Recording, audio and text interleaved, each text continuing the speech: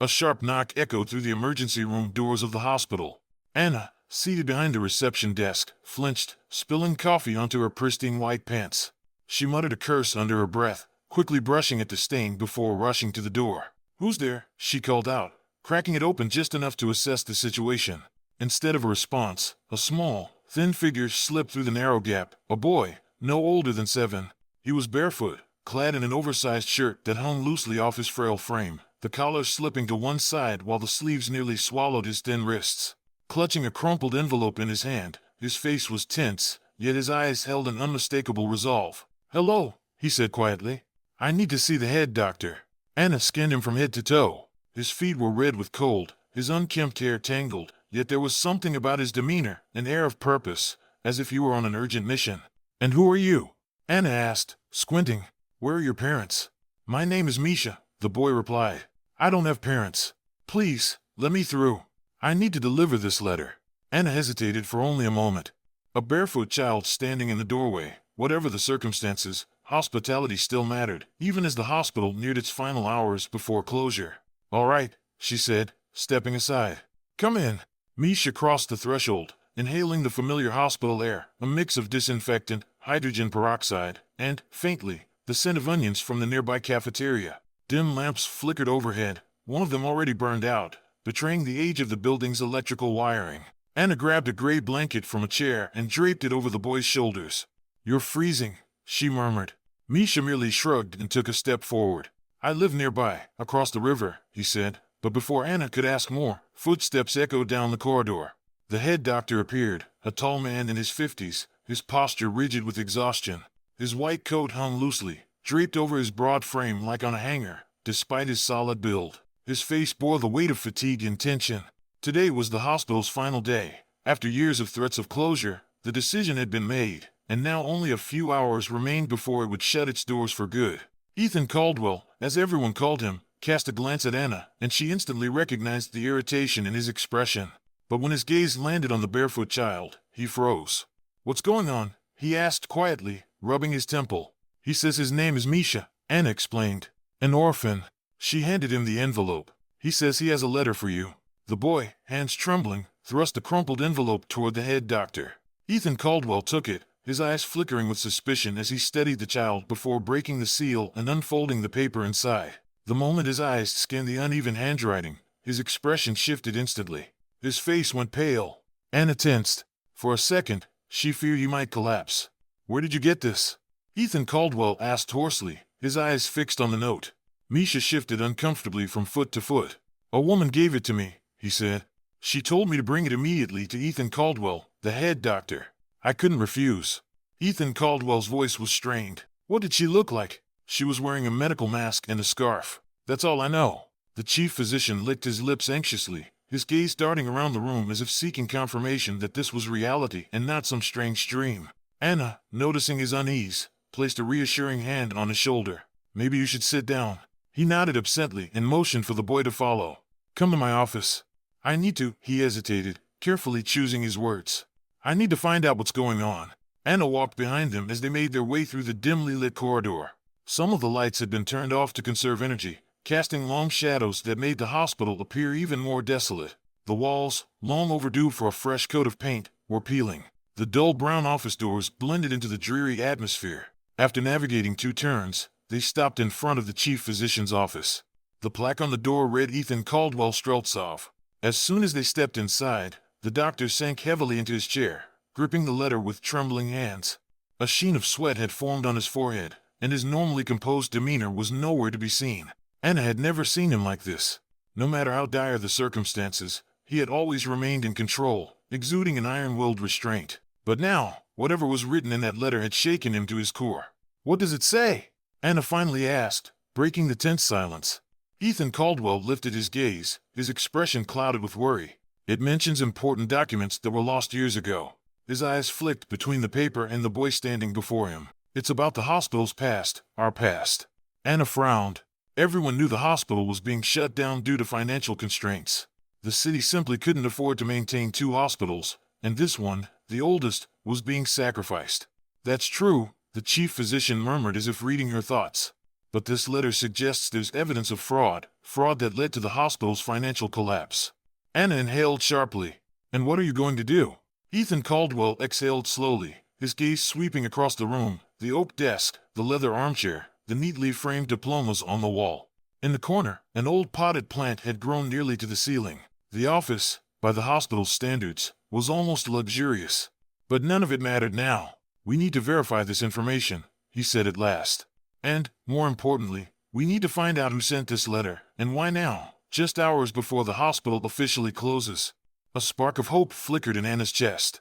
Maybe it's not too late. Maybe we can still do something. Ethan Caldwell turned to Misha, though it seemed he was speaking more to himself and Anna than to the boy. There's an archive document, he said. It should be in the hospital's basement. If we find it before midnight, we might be able to present it to the city administration as proof. Misha stood silently, hugging himself, whether from the cold or from fear, Anna couldn't tell. Anna noticed him shuddering. Poor kid, she thought. Misha, you must be hungry and cold, she said aloud. A little, the boy admitted quietly. Come with me, I'll take you to the dining hall. We have something to eat there. No, Ethan Caldwell interrupted firmly. First, he needs to tell us where he got the envelope and what he knows about the woman who gave it to him. This could be crucial, and we don't have much time. Anna glanced at the boy, assessing whether he could endure a few more minutes of questioning. Misha pressed his lips tightly together. I don't know exactly who she was, he said at last. She just approached me outside the store while I was sitting there and told me she knew how to help the hospital. She said that if I delivered the letter, maybe someone would take me to an orphanage, or help me. He hesitated. She said the head doctor was kind. Ethan Caldwell frowned. And then you left? I had nowhere else to go. A brief silence followed. All right, thank you, kid, the head doctor said at last. Don't worry, we'll figure this out. I can't promise I'll get you into a shelter, but I'll do my best to help. Thank you, the boy whispered, his quiet gratitude striking a chord in Anna's heart. Even the usually stern Ethan Caldwell straightened slightly, as if trying to regain his habitual composure. Anna, let Misha stay in the emergency room for now, he instructed. I'll go check what we have in the basement. We need to dig up old archives, financial reports, records, anything that might be useful. I'll take him to the cafeteria first, then come back to help, Anna said. But you're not searching alone, are you? Of course not, the head doctor replied, rising from his chair. We'll ask Mark Spencer to assist. He knows every corner of this place better than I do. Mark Spencer was the hospital's head of finance, a man of notoriously difficult character, but one who knew every shelf, every document, every hidden compartment in the archives. Over the years, he had practically become the hospital's guardian. His sharp, watchful eyes and gruff manner made it seem as though he was always on the verge of an outburst, but in crises, his punctuality and diligence often proved invaluable. With most of the hospital already shut down, many employees had gone home, convinced there was nothing left to wait for. Only a skeleton crew remained, Anna and one other nurse covering the brief night shift. Ethan Caldwell rubbed his chin thoughtfully. We'll need extra help. Are there any patients still in the wards? Yes, Anna replied. 2. An elderly woman with a fractured leg. She's supposed to be transferred to another hospital, but it hasn't happened yet. And a man in his 30s with severe burns on his arm. He's scheduled for transfer in the morning. I see. Well, let's do this. Take Misha, feed him, and then bring him back to the registrar's office so he'll be supervised. I'll go find Mark Spencer. We'll try to locate something useful in the basement. Anna nodded and gestured for Misha to follow. The boy coughed slightly, likely from the cold. She frowned. We'll check your throat while we're at it. Misha gave a small nod. They left the office and made their way down the dimly lit corridor. Behind them, a sudden thud echoed. Apparently, Ethan Caldwell had jumped up from behind his desk. Anna glanced back and saw the head doctor, muttering about the urgency of the situation, almost running toward the utility room where Mark Spencer was usually found. At this late hour, the hospital corridors felt even more desolate and foreboding than usual. The lights had been turned off in most sections, and many of the staff had already gone home. When Anna and Misha finally reached the small hospital cafeteria, it was empty. She led the boy to a table, switched on the dim lamp over the sink, and retrieved some leftover buckwheat soup and bread from the refrigerator. Pouring the soup into a clean bowl, she placed it in front of him. Eat. It's not exactly a gourmet meal, but it's warm. Better than nothing. Misha carefully took the spoon, his hands trembling slightly. He ate slowly, clearly feeling self-conscious in the presence of a stranger. Why so shy? Anna smiled gently. You're hungry. There's no shame in that. I'll get you some more bread. Thank you, he whispered, his voice barely audible. As Misha ate, Anna walked to the window. The hospital courtyard outside stretched before her, empty and still. The lantern above the entrance flickered, on the verge of going out. The crisp autumn air carried a biting chill. Inside, the hospital remained unheated, a result of city officials neglecting it, indifferent to its fate. The staff, a handful of loyal employees, refused to give up, fighting against the inevitable closure. Anna sighed, exhaustion weighing on her.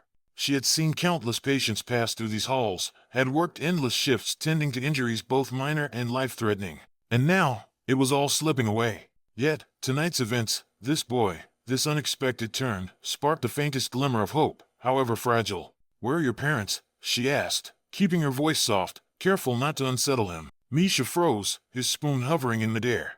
"I've never seen them," he admitted flatly. "Since I was a baby, I was raised by an old woman, but she died. After that, I was alone." He looked at her with empty eyes. "Then some people came and said our house was being demolished, so I ran away. Now I live wherever I can." Anna felt a pang in her chest. How many children had she seen in similar situations? Social services were supposed to help, but reality was far less kind. "I see," she murmured. "Well, at least for tonight, you have a warm place to stay. In the morning, we'll figure something out." Misha nodded and returned to his soup. Outside, the wind picked up slightly. Anna knew it was time to go back, but first, she needed to ensure the boy was healthy. She guided him toward a corner of the cafeteria where an old cupboard stood. "Let's check your temperature. You might be catching a cold." She pulled out an electronic thermometer and handed it to him. Misha silently placed it under his arm, standing still, his gaze lost in the distance. It was then that Anna noticed the fresh scrapes on his knees. A deep blue bruise marked his leg, clear evidence of the hardships he had endured on the streets. The thermometer beeped, and Anna checked the screen. His temperature was slightly elevated at 37.2 degrees Celsius. It could just be mild hypothermia. "Does anything hurt?" she asked. Misha shook his head immediately. "No. Still, you should warm up. At least wrap yourself in something. Come with me. I'll find you some old slippers so you're not barefoot." Hospitals always had spare rubber flip-flops somewhere, likely tucked away in the treatment rooms. Misha followed her without protest as she led him back to the waiting area. Anna rummaged through a metal cabinet where they stored linens, towels, and other supplies, eventually pulling out a pair of worn rubber slippers in a child's size. "Try these on," she said, handing them to him. "Don't worry, they're clean, just old." Misha hesitated for a moment before slipping them onto his feet. They were slightly big, but still far better than walking barefoot on the freezing floors. "Sit here," Anna instructed, grabbing another blanket. "If you fall asleep, that's fine. I'll be nearby, in the hallway or the basement. Just call if you need me." Misha nodded and wrapped himself tightly in the blanket, cocooning himself against the cold. Anna exhaled softly, making sure he was comfortable before stepping into the hallway. The stillness was interrupted only by the faint sound of approaching footsteps, likely Ethan Caldwell or Mark Spencer. Following the sound, she soon spotted a tall, thin figure emerging from the shadows. Mark Spencer. His sparse hair framed a high forehead, and he clutched a ring of old keys that jingled softly with every step. He wasn't wearing a doctor's coat, just simple work clothes, dark trousers and a well-worn jacket with frayed elbows. "Anna," he greeted her with a raised eyebrow. "I hear we have important business tonight?" "Ethan Caldwell is probably waiting for you in the basement, or somewhere nearby," she replied, glancing around. "He said he needed to find some old documents." Mark Spencer let out a dry chuckle, shaking his head.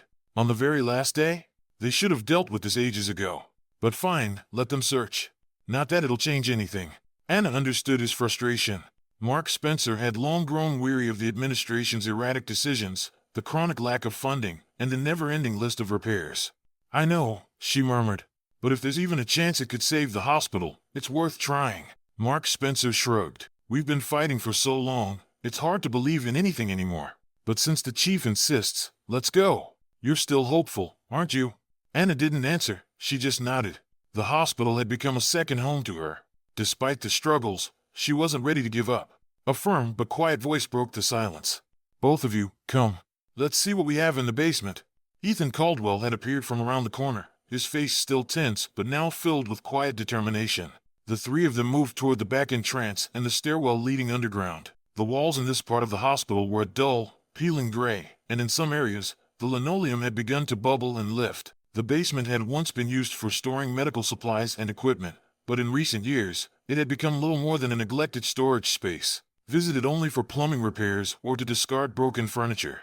Last time I checked, there was a cabinet full of old records down here, Mark Spencer muttered, flipping through his keys. Let's just hope no one's thrown them out. As they reached the stairwell, their eyes adjusted to the dim glow of a single, flickering bulb. The air grew noticeably colder, thick with dampness and the unmistakable scent of mold. A typical hospital basement, silent, stale, and untouched by time. What kind of document are we looking for? Mark Spencer Sergevich asked, glancing at the head doctor. Something related to financial statements, Ethan Caldwell replied curtly. According to the letter, we're looking for a document that proves the hospital's funds were either stolen or misappropriated. We need to determine by whom and when. Mark Spencer Sergevich let out a sarcastic snort. If that's true, we're about to stir up serious trouble with the city officials. But perhaps that's exactly what needs to happen, if we can expose their corruption. They reached the heavy door leading to the archive room. Mark Spencer Sergevich turned the key in the lock, and a grating screech echoed through the hallway. The door opened with difficulty, releasing an even denser cloud of dust and the unmistakable stench of mildew. He switched on a small flashlight, casting its dim glow over the metal shelves stacked with boxes, folders, and sealed packages, many covered in thick layers of dust and cobwebs. There should be accounting documents here, he muttered. At least, that's where they were stored before. Ethan Caldwell and Anna stepped inside. Time was running out. According to the plan, at exactly midnight, the hospital would be officially shut down, and control of the building would transfer to the city administration. Rumors suggested they intended to sell it either for commercial development or to private investors. If they didn't uncover any incriminating evidence now, if these papers failed to be the decisive factor, then the hospital would be lost for good. I'll take these boxes, Anna said, approaching a pile. Ethan Caldwell, you check the shelves. She knelt down and carefully pulled out a dust-covered folder. Within minutes, the thick layers of grime made her cough, but she ignored the discomfort. She was willing to endure it for the sake of the cause. One by one, she examined the faded labels, contracts, 1998, cost estimates, 2001, financial records, 2003. I wonder what exactly we're looking for, she murmured. Maybe a sponsorship report or a financial statement, Ethan Caldwell answered from above, flipping through some yellowed papers. Anything that confirms the hospital received funds that later vanished. Minutes passed. The dim glow of the flashlight and a weak overhead bulb in the basement corridor barely illuminated their frantic search. Mold-covered documents crumbled in their hands, and many signatures had faded beyond recognition. This place is a disaster, Mark Spencer Sergevich remarked, rifling through a folder.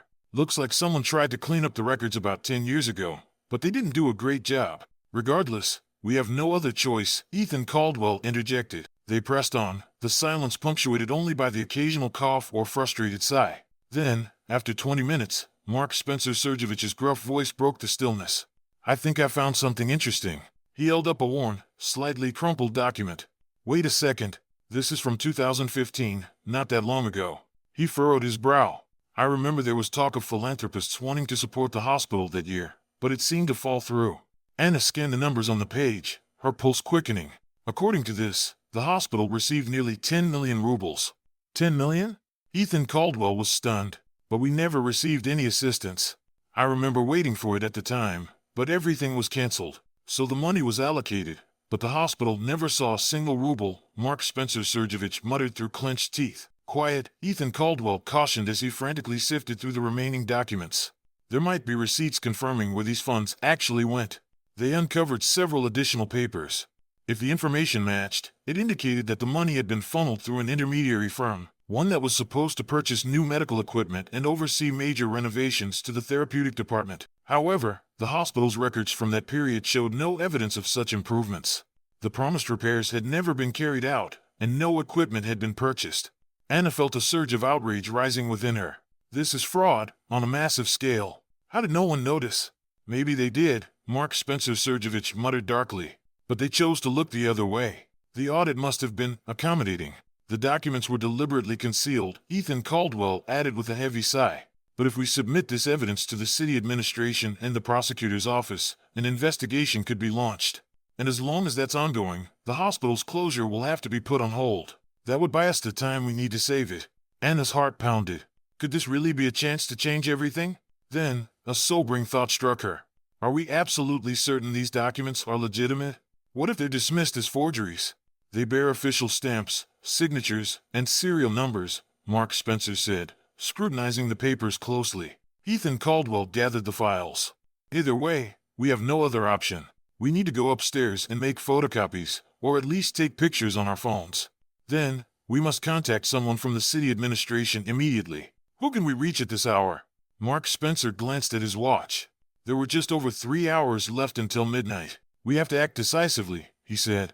If we get caught up in bureaucratic red tape, the hospital will be shut down. Anna nodded, and they rushed upstairs. Mark Spencer carried the folder under his arm as if it were a priceless artifact. Along the way, they decided on a plan. Ethan Caldwell would try to reach a lawyer he knew, while Anna would attempt to contact the head of the municipal department to present the documents officially, or at the very least, to demand an urgent review. As they emerged from the basement, Anna's thoughts drifted to Misha. It was strange, almost too coincidental, that the letter had ended up in their hands at precisely the right moment. Was it mere chance? Or had someone orchestrated it? Either way, she felt a deep gratitude toward the boy and the mysterious woman who had sent him. When she returned, she found Misha dozing in a chair, his head resting on one hand. A blanket had slipped onto his lap, and despite his exhaustion, he looked peaceful, safe. She gently touched his shoulder. "Misha, I'm back. Everything's fine." He stirred, blinking drowsily. "Did you find what you were looking for?" Anna smiled. "I think I did. Thank you." She placed a comforting hand on his back. "Come on, I'll show you somewhere more comfortable to lie down." "I'll show you a place to lie down," Anna said as she led the boy to the procedure room. Meanwhile, Ethan Caldwell and Mark Spencer were occupied with other urgent tasks. They plugged in the copy machine, which, fortunately, had not yet been removed. The chief physician dialed the lawyer's number, but after several rings, he had to redial. Finally, after 2 minutes, a groggy voice answered. "Hello? Pyotr Vladimirovich, this is Ethan Caldwell Streltsov, chief physician of City Hospital No. 3. I apologize for the late call, but the situation is critical." The lawyer mumbled sleepily, "What's going on?" "We have evidence of large-scale fraud. The hospital is being shut down, and we need to formalize the paperwork and submit it to the administration immediately. If we don't act now, we'll be liquidated by morning." The urgency in Ethan Caldwell's voice seemed to wake Pyotr Vladimirovich. "Wait, what kind of documents?" "I'd rather show them to you in person. They contain official stamps and signatures confirming that funds were allocated but never received by the hospital." The lawyer sighed. "All right, give me some time. I'll be there in about 40 minutes. "Thank you."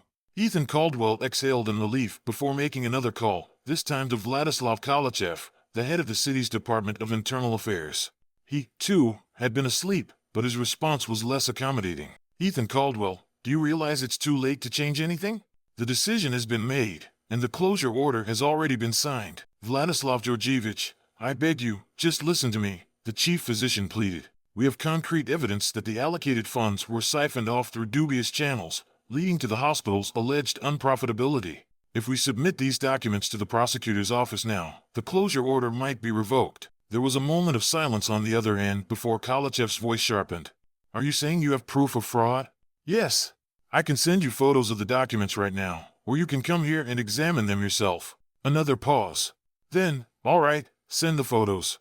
I'll pass them along to the appropriate authorities, but I can't guarantee the decision will be overturned by morning. You know how these things work." "I understand," Ethan Caldwell replied, "but we have to try." He ended the call and turned to Mark Spencer, who was finishing the last copies of the faded documents. "Let's take photos of everything and send them to Vladislav Georgievich." Mark Spencer nodded, handing over the copies. Ethan Caldwell retrieved his smartphone and meticulously photographed each page, ensuring that every stamp and signature was clearly visible. He knew that any missing detail could later be used to discredit their case. The camera's flash illuminated the dusty air, casting an eerie glow over the dimly lit room. Moments later, Pyotr Vladimirovich arrived, a stocky man in his 50s with a no-nonsense demeanor. He entered the emergency room, scanning his surroundings before nodding at Ethan Caldwell. "Show me." They moved into an office to avoid disturbing Misha and the other staff. Ethan Caldwell spread the documents across the desk, and under the glow of the desk lamp, the lawyer scrutinized each page, occasionally squinting as he took notes. "These appear to be legitimate," he finally said, leaning back in his chair. "The stamps are authentic, and the signatures don't seem forged. If this money was indeed allocated to your hospital but never arrived, then yes, we're looking at large-scale financial fraud." "Exactly," Ethan Caldwell confirmed. "Then we need to file a formal complaint with the prosecutor's office immediately. Can we do it now?" "Of course. I'll draft the statement, and you'll sign it. We'll also email copies to the city administration and the health department." That should at least delay the hospital's closure until morning. Ethan Caldwell exhaled deeply. Thank you. While the lawyer worked on his laptop, Anna approached the chief physician and whispered, Do you think this will be enough? Ethan Caldwell gave her a tired smile. I don't know, but it's better than nothing. We need something official to halt the liquidation, even temporarily. Anna nodded. Deep inside, she already sensed that something was shifting. Just hours ago, everyone had resigned themselves to the hospital's fate, waiting for the officials to arrive and carry out the closure. But now, for the first time, there was hope. Officials were expected to arrive soon to shut down the hospital for good. As Pyotr Vladimirovich was drafting the statement, a pale nurse, Anna's replacement in the waiting room, stepped into the office. He must have sensed that something unusual was happening. I'm sorry to interrupt. Do you need my help? No, it's fine, he replied, waving him off. Mark Spencer and I are just reviewing some documents. Just keep me informed if there's a call. The nurse nodded and left. Another half hour passed as the lawyer carefully compiled all the necessary statements, double-checked them, and sent them via email. The rarely used office clock showed 11 p.m. Only 1 hour remained until the hospital's official closure. Well, I've done all I can, Pyotr Vladimirovich said, closing his laptop and rubbing his tired eyes. I just hope the prosecutor's office responds in time. If the officials come in the morning, try to argue that an official case has been opened and that the closure decision should be put on hold. Understood. Thank you, Pyotr Vladimirovich. When the lawyer left, Ethan Caldwell leaned against the windowsill. He was visibly exhausted, but there was a glimmer of hope in his eyes. A little while later, he stepped into the corridor and smiled at Anna, who was sitting on a bench, trying to rest. Anna, thank you. Without your help, I wouldn't have gotten this done so quickly. Oh, come on, I just helped with the paperwork and made sure Misha was fed, she said, embarrassed. How's he sleeping? I checked on him a few minutes ago, she nodded. Her mind drifted to the mysterious woman in the mask who had given the boy the letter. Who was she? Why hadn't she come back? What was her motive? Perhaps the answers would come in time. Meanwhile, hospital staff who had already left began returning as word spread about the situation. The head of the registry, who had just recently gone home but hadn't gotten far, was among them. Then came Galina Petrovna, an elderly nurse who had been working at the hospital since the early 90s. Just tell me who to call, I'll turn the whole city upside down if I have to, she declared before hurrying off to contact her connections at the city polyclinic. The minutes ticked away. Suddenly, the sound of heavy footsteps echoed in the hallway. Anna peeked out of the waiting room and saw 2 men in formal suits entering the hospital. City officials. One was the deputy head of administration for property affairs, the other, a lawyer. They clearly hadn't expected anyone to be there waiting for them. What are you all doing here at this hour? One of them asked, frowning as he took in the bustling atmosphere. We're working on highly important documents, Ethan Caldwell responded calmly, though he could feel his heart pounding in his chest. And we have already filed a complaint with the prosecutor's office. Therefore, I ask you to refrain from sealing the building tonight. The officials exchanged glances. A complaint? One of them questioned. We haven't been informed of any such report. We've uncovered evidence of a major fraud that led to the hospital's financial collapse, Ethan Caldwell continued. There's proof that the allocated funds were stolen, which is the real reason for the institution's financial distress. If that's the case, you should file an official complaint. We already have. One of the officials opened his mouth to object, but at that moment, Mark Spencer appeared in the hallway, carrying a thick folder. He raised it like a shield. Here, he said firmly. Everything is documented, complete with stamps and signatures. One of the officials stepped forward, squinting. Let me see. Taking the folder, he flipped through the pages quickly, scanning the dates and signatures. His hand trembled slightly. Perhaps he had realized this was more serious than he initially thought. We'll consult on this, he said, glancing at his colleague, who was holding his phone, discreetly taking photos, likely sending them to his superiors. The silence stretched for several minutes as the officials exchanged quiet words. Finally, the second official turned to the doctor. Are you certain this isn't a forgery? I'm absolutely sure, Ethan Caldwell replied firmly. You're welcome to conduct an expert examination if necessary. However, until then, I formally request a suspension of any actions related to the hospital's liquidation. The clock struck midnight with a heavy thud, sending a strange sensation through Anna. Are we too late? The thought flickered in her mind. One of the officials checked the time and announced, technically, as of now, the hospital is considered closed. However, we will refrain from sealing the facility while an inspection is conducted. You may remain here, but officially, the hospital no longer holds active status. You'll have to await a decision from higher authorities. Mark Spencer nodded. Understood. We won't delay you any further. Muttering under their breath, the officials gathered their things and left with an air of irritation. It was evident they had not been given clear instructions on how to handle such an unexpected turn of events. As the door clicked shut behind them, the staff collectively exhaled. "Yes, technically, the hospital is closed," someone murmured, "but at least it won't be dismantled overnight. In the morning, representatives from the prosecutor's office will arrive, possibly even the police," Ethan Caldwell summarized. Looking at his colleagues' faces, he could see none of them were prepared to rest. They all understood that the following day would be crucial. If the documents were authenticated, if they could expose the individuals who had embezzled the funds. Anna, observing their tense expressions, suddenly smiled. "I don't know about all of you, but for some reason, I believe we'll pull through." "We will," Mark Spencer grumbled. "As long as no unknown benefactors show up trying to steal the documents. We should secure them properly," suggested the elderly nurse, Galina Petrovna. "We have a safe in the residence room." "Good idea," the head doctor agreed. "Let's store them there. We've also sent out copies and electronic versions," Ethan Caldwell added. "So even if..." Galina Petrovna took the folder, locking it in the safe under Mark Spencer's watchful gaze. To ensure extra security, she sealed the gap with an emergency room seal. Meanwhile, in the quiet of the hospital, Misha remained asleep, undisturbed, resting after a day that had demanded far more from him than any child should endure. The remaining staff exchanged hushed words. Some stole glances at Basov, the boy in slippers, who had unexpectedly become the reason why the hospital might still have a fighting chance. With all formalities complete, they gathered to warm themselves and shake off the lingering tension. Legally, none of them had grounds to continue working. The hospital was, on paper, liquidated. Yet, no officials had stationed security, leaving the staff to stay within its walls, awaiting dawn and the arrival of the higher authorities.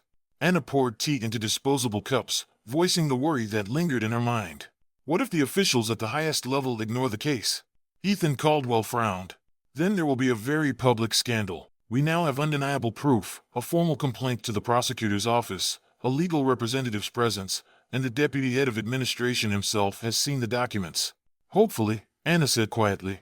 They sat in a small circle, sipping tea, Anna, Ethan Caldwell, Mark Spencer Sergevich, and a few other devoted hospital employees. One by one, they shared stories of how long they had worked there and the memories tied to those walls. Time passed unhurriedly, and as the night gradually gave way to early morning, at around 4 a.m., Misha awoke and stepped out of the treatment room. Pausing in the doorway, he saw the group of adults gathered in quiet conversation. Anna beckoned him over. "We're having tea. Would you like some?" Rubbing his sleepy eyes, he nodded. "Can I have some tea?" "Of course," she replied warmly. "I'll pour you a cup. We've got cookies too. And if you still feel tired, you can go back to sleep." The boy shuffled over, wrapping his arms around himself for warmth. He squatted down beside Anna, who gently draped a blanket over his shoulders. "Thank you for helping," Mark Spencer said suddenly, his voice uncharacteristically soft. A faint smile flickered across his face, something rare for him. Misha hesitated, looking down. "I just handed over the letter." "Yes, but without that letter, we wouldn't have found the documents," Anna interjected. "That makes you the real hero of the night." The boy lowered his gaze, clearly unaccustomed to praise, but a small smile formed on his lips. "And you, can you help me?" he whispered hopefully. "The woman said you were kind. Maybe I could get into an orphanage, or live somewhere warm." "We'll do everything we can," Ethan Caldwell assured him. "I can't say how soon it will be resolved, but we won't leave you on the street." Misha looked at them, his eyes filled with gratitude, but also with fear, as if bracing for disappointment. Yet in these pre-dawn hours, when the air felt heavy with sudden hope, everyone there believed they had the power, at the very least, to try to change the boy's fate. A few minutes later, the quiet was interrupted by the ringing of the chief physician's phone. He glanced at the screen. "Vladislav Georgievich Kalachev," he muttered before answering. Stepping away from the group, Ethan Caldwell listened as the voice on the other end spoke. "I've reviewed the documents," Kalachev said. "I'm sending a commission from the prosecutor's office along with 2 specialists. They'll be there by 7 a.m. "Thank you," the head doctor said sincerely. "We'll be ready." There was a pause.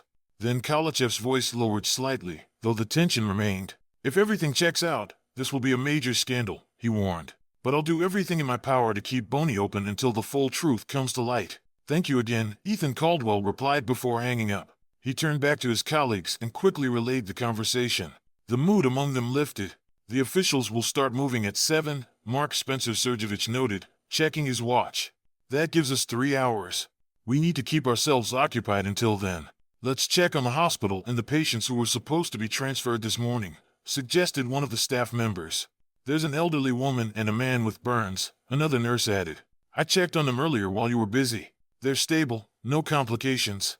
But technically, they should be transferred. We're not supposed to be operational anymore. They all knew that, on paper, the hospital had already been liquidated. Yet in reality, no security forces had been sent to enforce its closure. So, for now, they remained, awaiting the dawn and the arrival of the authorities. We're not officially working, or working at all, someone muttered. Well, until the board makes a decision, we can't refuse to help them, Anna said firmly. They're not going anywhere. I'll check on them now. She climbed the stairs to the second floor, where the patient rooms were.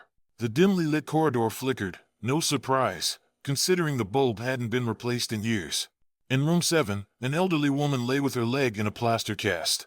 What's going on? She asked anxiously. There are rumors that the hospital is shutting down.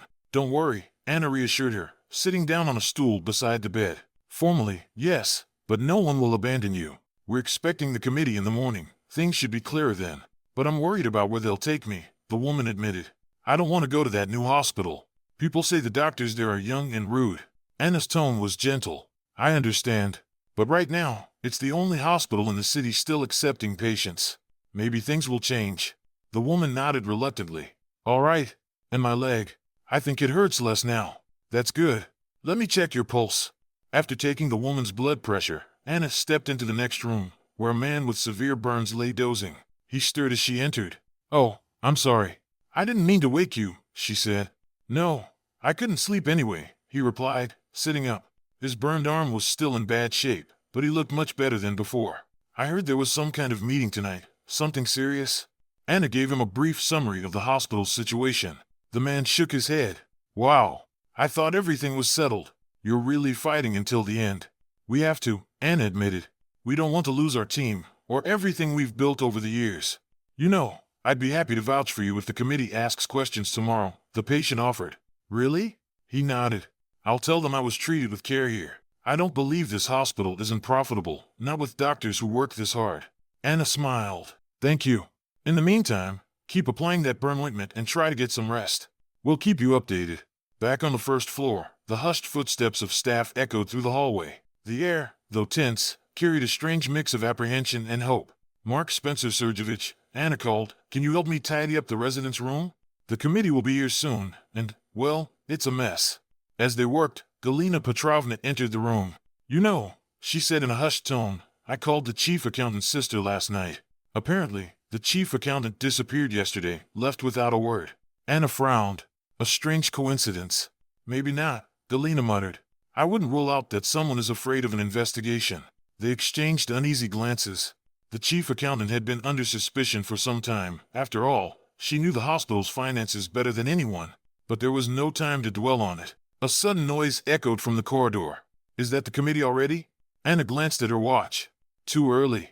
They stepped outside and saw an ambulance had arrived. The dispatcher had sent it to transfer the elderly woman and the burn patient to another hospital. Anna sighed. She approached the EMTs. You'll have to wait for the board's decision. The patient refuses to leave. The man seemed indifferent, but the elderly woman was clearly distressed. After a brief conversation, the EMTs exchanged looks and shrugged. All right, we'll wait a couple of hours. We don't have any calls anyway. So they stayed, occasionally checking on patients until 7 a.m. At exactly that time, a group of individuals in dark suits arrived. Among them were representatives from the prosecutor's office, led by a short, middle-aged man who introduced himself as Senior Investigator Sokolov, along with 2 experts.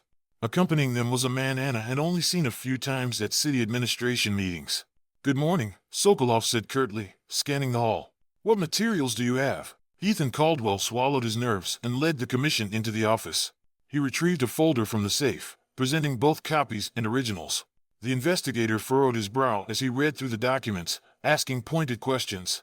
The department experts murmured among themselves, noting how such significant funds could have benefited the hospital, funds that, according to the records, had never arrived. Vladislav Georgievich remained quiet, but Anna could sense a mix of intrigue and concern in his voice. It seemed even he had been unaware of such financial discrepancies. We need you to confirm the legitimacy of these transactions, Ethan Caldwell explained. If the funds were indeed transferred but never reached the hospital, that constitutes a crime.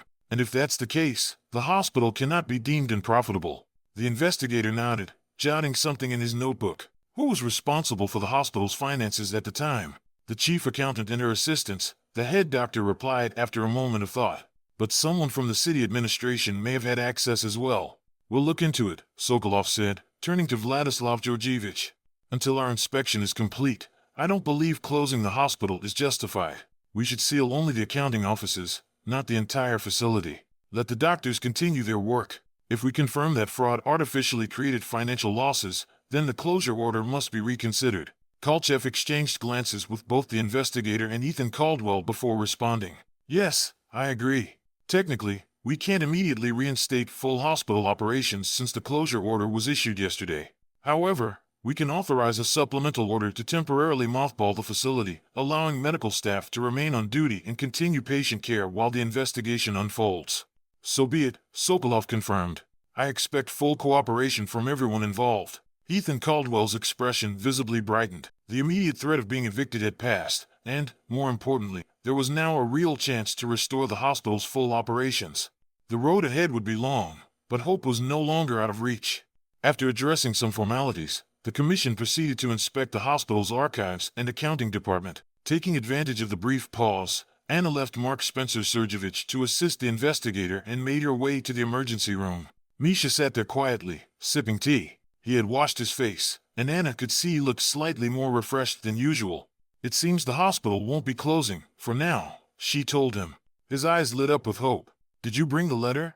Anna smiled. I just wanted to step outside for some fresh air. But where will I live after this? She crouched beside him, her voice soft yet firm. We'll find you a good shelter, or, if you're lucky, a loving family. We all stayed here last night, and no one sent you away, did they? Misha nodded, doing his best to hold back tears. Despite his resilience, he was still just a child in need of care and warmth. Thank you, he whispered. Anna gently placed an arm around his shoulders, giving him a reassuring squeeze. It'll be okay, Mish. I promise. Anna was momentarily distracted by Misha. Meanwhile, in the offices, the examination of documents continued. Investigator Sokolov meticulously photographed anything that could be relevant to the case, occasionally nodding when new evidence emerged. Tamara, the cook, who had heard the news and had come involuntarily, approached the group. I can't bear to see you all so exhausted, she said. I'll make some porridge and tea. We still have food before they move it out. The investigators and other officials gladly accepted the offer of a hot drink. While Tamara worked in the kitchen, Anna assisted her, heating soup, slicing bread. The comforting aroma of food soon filled the air, drawing people to the dining room. For a brief moment, it felt as though the hospital was returning to its normal routine. As Sokolov sat at the table with a bowl of porridge, he remarked, I think we'll be here until at least lunchtime.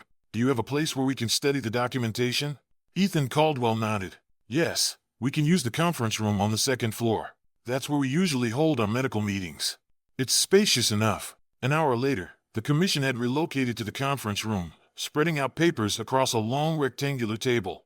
Anna slipped in discreetly to offer tea and ensure everything was in order. Sokolov and his colleagues spoke in hushed tones, while Georgievich sat silently, staring at the printouts with a somber expression. At one point, the investigator lifted his gaze and addressed the chief physician.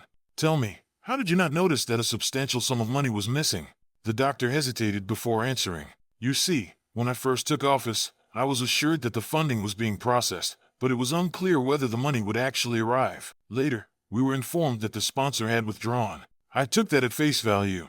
To be honest, I never personally checked the bank statements. That was the responsibility of the accounting department, specifically the chief accountant. I'm a doctor, not a financier. Sokolov leaned back slightly. Let's see what your accounting department has to say. Where's the chief accountant now? I don't know, the doctor admitted. We were told she left. She might return tomorrow.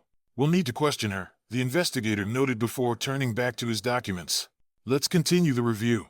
The hours passed until lunchtime. Some hospital staff continued their usual duties, seeing patients, monitoring the waiting room, or assisting the commission. Anna remained nearby, as did Tamara, who occasionally handed out small treats, buns, cookies. Misha, too, was slowly adjusting to the atmosphere. Though the situation was tense, it was still far kinder than anything he had experienced on the streets. By midday, the investigator gathered all those responsible for the hospital's management. We have sufficient grounds to suspect fraudulent misappropriation of funds, he stated. We have photographed several documents, some of which will be seized for further investigation. However, we believe the hospital should remain operational under supervision. You may continue providing primary care to existing patients, but new admissions are not permitted at this time. We can't officially take over the institution, another official added, but if emergencies arise, we must respond. Of course, Ethan Caldwell agreed. Humanitarian law takes precedence when it comes to saving lives. Yes, everything is clear. Sokolov turned to Vladislav Georgievich. You will, of course, prepare the documents to halt the closure? Yes, absolutely, Georgievich replied, folding his arms across his chest. I'll send a memo immediately. The hospital staff, Anna, Mark Spencer Sergevich, Galina Petrovna, and others, could not hide their relief and joy. Their efforts throughout the night had not been in vain. The hospital had been given a reprieve. After escorting the commission to the exit, Georgievich lingered for a moment to shake Ethan Caldwell's hand. Let's hold on to these grand promises, he said. But if the truth comes to light, the situation may shift. Thank you, the head doctor replied. As the officials departed, a collective sigh of relief swept through the hospital. Many smiled, some sat down with cups of tea, and others, with tears of joy, embraced. For the first time in a long while, it seemed this building still had a future, one where it could continue to save lives. Anna soon found Misha in the yard. He was standing beside Tamara, the cook, who sat on a bench listening to him. As soon as he noticed Anna, Misha waved enthusiastically. Look, there's a sparrow in the bushes, he said excitedly. It must be cold. Probably, Anna replied, glancing at the tiny bird huddled on a branch. But we're okay, right? Misha grinned. The committee decided the hospital won't be shut down. That's right, Anna said with a warm smile. She sat beside him and gently stroked his head. And it's all thanks to you. If you hadn't delivered that envelope, we never would have known about those documents. Misha blushed slightly. But I didn't write the letter. That woman did. And you made sure it got to the right hands, Tamara interjected, patting the boy's shoulder. Everyone understood that this was just the beginning of a long battle for the hospital. Investigations, trials, and numerous inspections lay ahead to uncover who was responsible for the embezzlement. Yet, for the first time, there was hope that justice and reason would prevail. By evening, the hospital had settled into a familiar quiet. The patients still in the wards had finished their supper and were preparing for bed. Some staff members, exhausted from the previous night's ordeal, finally took the opportunity to rest. Despite the hospital's uncertain status, Anna ensured that care continued. She prepared the duty roster, knowing that while the institution was technically in limbo, the people inside still needed medical attention. She led Misha to an empty room and asked a nurse to bring him fresh linens and a change of clothes. The boy's eyes lit up at the simple comfort. Look, Anna said, pointing to the freshly made bed. Now you have a place to sleep peacefully. Thank you, Misha murmured, sitting on the edge of the bed, suddenly feeling awkward. If I call you, will you be nearby? I'll be on the first floor, Anna assured him. You're sure you won't kick me out in the middle of the night? A lump formed in Anna's throat. She knelt beside him. Misha, we're not kicking anyone out, especially not a brave boy like you. Sleep well. As she left the room, exhaustion finally overtook her. After nearly 24 hours without rest, the stress and relief of the day weighed heavily on her. She made her way to the residence lounge, lay down on the couch, and, despite the turmoil still lingering in her mind, drifted into a restless sleep. The night passed without incident, no unexpected inspections, no attempts to steal or alter documents. Despite Mark Spencer Sergevich's paranoia, he had posted a night watch near the safe, just in case. But for the first time in days, the hospital remained calm.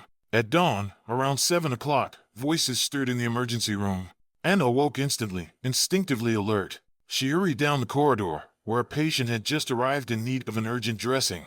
A driver and a paramedic stood by, awaiting assistance.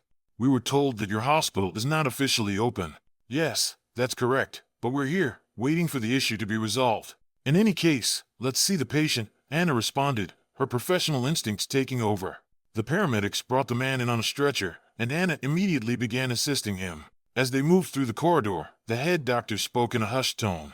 By law, she cannot refuse treatment in an emergency, he said. If it's critical, we'll keep him here. The commission will decide what to do next. It was yet another reminder of how bureaucracy could be ruthless, but human life was always more important. The medical team worked quickly, assessing the injured man, dressing his wounds, and providing first aid.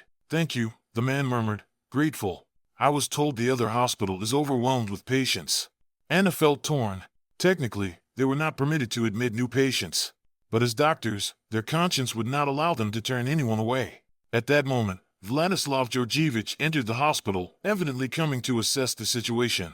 "Hello again," he greeted the head doctor. "How are things running here?"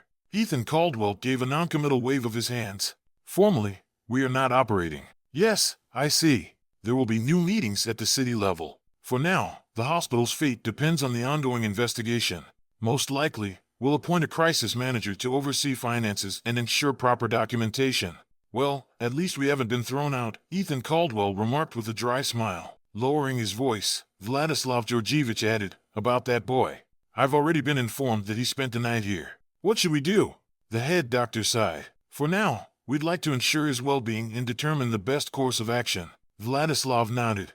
"I'll speak with the Social Security Department. They might send someone tomorrow to sort out the paperwork. In the meantime, let him stay." Anna overheard this exchange and exhaled in relief. Misha wouldn't be forced out onto the streets. More importantly, there was now a chance to find an official solution for him. Days passed. On paper, the hospital remained closed, but in reality, it continued to function.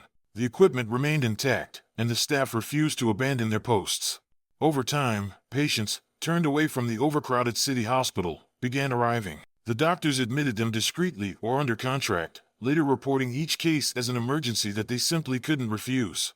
Gradually, what had been considered an unprofitable hospital once again became busy. The investigation, however, dragged on. Investigator Sokolov had yet to locate the chief accountant, who was still on vacation. Meanwhile, newly uncovered documents confirmed the transfer of tens of millions of rubles to intermediaries. Even more concerning, the names of high-ranking officials linked to these financial dealings had begun to emerge. With each passing day, the city buzzed with new developments. The administration was hesitant to make any drastic decisions, so Misha remained under their care. Anna noticed he had a cold and took him to a pediatrician, who prescribed vitamins and mild warming treatments. The boy ate in the hospital cafeteria, and sometimes Tamara helped him. Patients occasionally inquired why a child was living in the hospital, and soon, his story spread. He had brought a letter that ultimately helped prevent the hospital's closure. One morning, about a week after the dramatic events, 2 cars pulled up to the hospital. Prosecutor's office staff, investigator Sokolov, and 3 others stepped out. They requested that the head doctor turn off his phone to avoid interruptions. After half an hour, they emerged, visibly satisfied they had detained someone. "Who was taken in?" Anna asked Galina Petrovna. "I'm not sure, but it looks like they found those responsible," she replied. Indeed, the former chief accountant and a high-ranking official were arrested on suspicion of fraud. That same day, the mayor arrived at the hospital with the head of the health department, accompanied by journalists. Walking through the corridors, they held a press conference announcing that since the investigation had confirmed the hospital's funds were illegally siphoned off, the institution could no longer be deemed unprofitable. "On formal grounds, we are suspending its liquidation, reinstating its license, and allocating urgent funding for essential needs," the mayor declared. At that moment, the staff erupted into applause. Some even shed tears of relief. After all their efforts, the hospital would not be shut down, and they would not lose their jobs. Misha, watching the commotion from the waiting room, smiled. He didn't fully grasp the magnitude of what had happened, but he saw the adults looking happy, and, most importantly, no one was forcing him to leave. Anna had promised to help him get into an orphanage, though deep down, she hoped someone would adopt him. A few days later, Anna took Misha to the City Department of Social Welfare, where they filed the necessary paperwork for his placement in a specialized orphanage. The head of the orphanage, a kind woman, greeted them warmly. "Of course, we'll take him. He will have everything he needs," she reassured them. Misha, clutching Anna's hand, looked apprehensive. After all his hardships, the unknown frightened him. Sensing his unease, Anna gave him an encouraging smile. "You can always visit our hospital," she said. "In fact, we're about to renovate the children's ward. We might need your advice." The boy blushed and smiled. "Thank you, Anna, for everything." She kissed the top of his head, wiped away a tear, and handed him over to the orphanage staff. Thus ended a brief but eventful chapter in the life of a 7-year-old orphan, one who had played a pivotal role in saving the hospital. By the end of the month, the city administration officially reinstated the hospital's operational status. Moreover, in the wake of the scandal, several officials were forced to resign. Ethan Caldwell retained his position as chief physician, but at the insistence of his regional superiors, he was assigned an assistant finance director to strictly oversee every ruble spent. Mark Spencer received a bonus for his loyalty and cooperation with the investigation, while the hospital staff, nurses and doctors alike finally felt the impact of new funds. Medications were restocked, and long overdue repairs to the wards began. Anna, still dedicated to her work at the hospital, became Misha's silent guardian angel. She frequently visited him at the orphanage, bringing gifts and sharing news about the hospital's progress. The boy listened with joy, still deeply attached to the place where, for the first time, he had been truly accepted. Sometimes, he would say, "When I grow up, I want to be a doctor or a nurse and work in your hospital." Anna would only smile and reply, "Anything is possible, Misha, just study hard." What had begun that fateful night, when a barefoot orphan arrived with a worn envelope, had sparked the hospital's true revival. It had not only given new hope to a child, but it also exposed deep-seated corruption within the city. Though trials, reforms, and lengthy proceedings lay ahead, no one doubted anymore that a place dedicated to saving lives must be preserved at all costs.